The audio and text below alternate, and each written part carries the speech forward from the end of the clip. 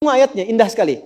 Jadi kalau kita sudah sadar, ini resiko kebaikan, ini resiko keburukan, dan kita tahu akan wafat, akan dikuburkan, bagaimana cara persiapannya?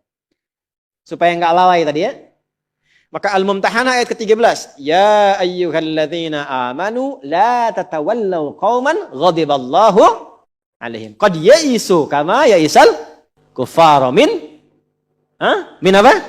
Ashabil kubur. Maka jangan banyak bergaul dengan orang-orang yang menjauhkan kita dari ridha Allah Subhanahu wa taala. Cari teman yang baik sekarang. Pertama, maaf, bikin kebaikan di rumah tangga dulu. Itu kan teman hidup.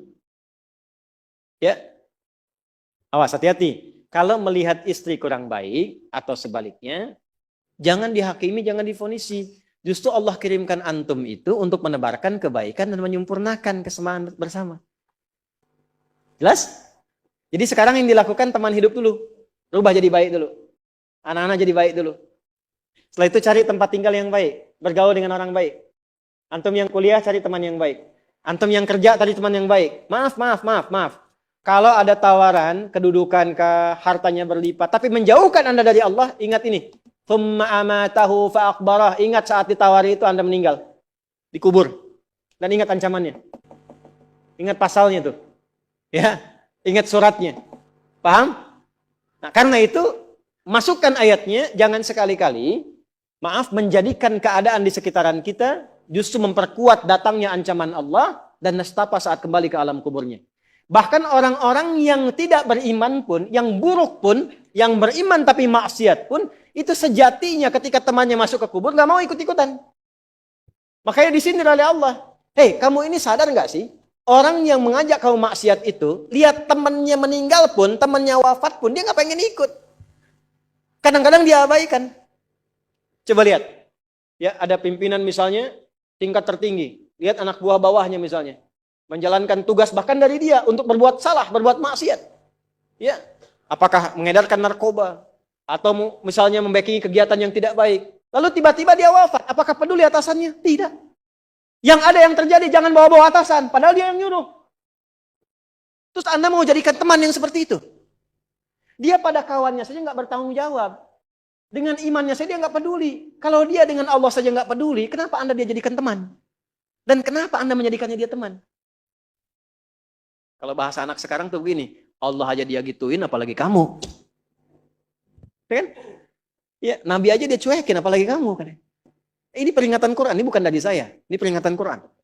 Jangan sekali-kali, Anda dimanapun, Anda berdinaskah, tugas formal.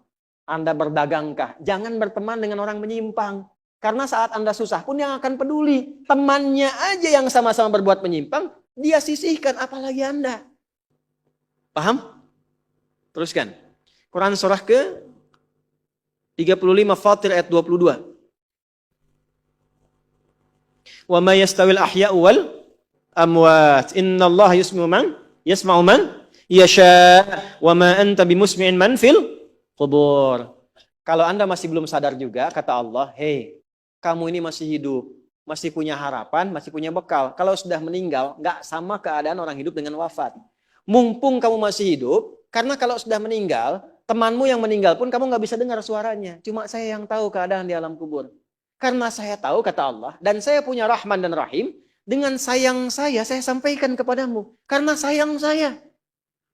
Ibu maaf, kalau ada anak misalnya, ingin berbuat menyimpang, ibu cegah tidak? Kenapa? Karena ibu sayang. Karena itulah ibu saking sayangnya, maaf jangankan anak lahir, di dalam saat dikandung pun bukankah dijaga dari yang mafsadat?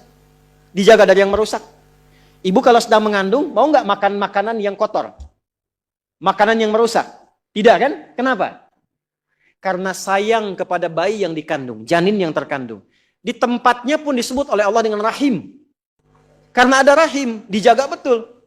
Miring kanan susah, kiri susah, telungkup nggak mungkin. Dijaga supaya apa? Supaya di dalamnya merasakan ketenangan. Karena apa? Karena ada tempat disebut dengan rahim. Nah Allah itu sifat rahim melekat kepadanya. Karena sayang dengan kita diingatkan. Bahasa bebasnya gini. Karena saya sayang engkau dengan rahimku. Karena saya cinta kamu dengan rahmanku. Jangan sampai masuk kubur, kamu tersiksa, kamu nestapa. Karena beda antara hidup di dunia dengan kehidupan di kubur. Mumpung masih hidup, cari bekal. Karena engkau tak mampu mendengar apa yang terjadi dalam kubur. Jadi kalau tadi Allah sampaikan jangan bergaul dengan yang begini, jangan terlena dengan yang seperti ini, itu karena Allah sayang dengan kita. Itu saja. Jelas ya? Ya, jadi kalau nggak sayang, nggak akan mungkin diingatkan.